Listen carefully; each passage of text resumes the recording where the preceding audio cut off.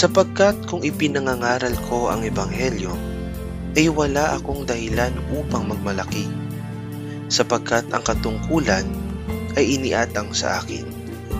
Kahabag-habag ako kung hindi ko ipangaral ang Ebanghelyo.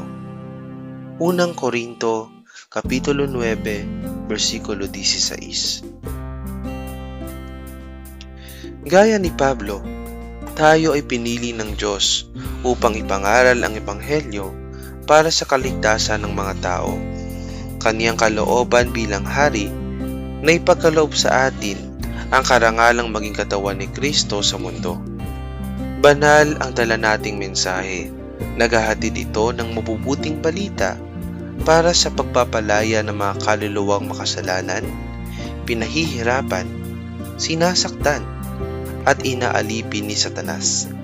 Tayo ay tagapangasiwa ng karunungan ng maluwalhating kayamanan ni Kristo sa kalangitan.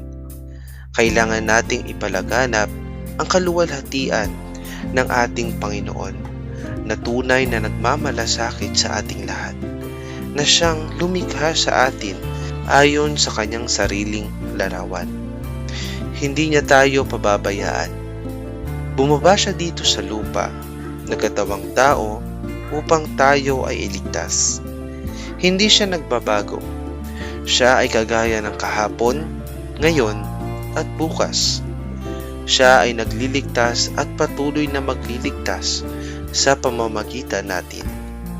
Tayo ay itinalaga upang ipangaral ang Ebanghelyo, magbautismo, at gawing alagad ang lahat ng mga tao sa lahat ng mga bansa para sa kanyang kaluwalhatian.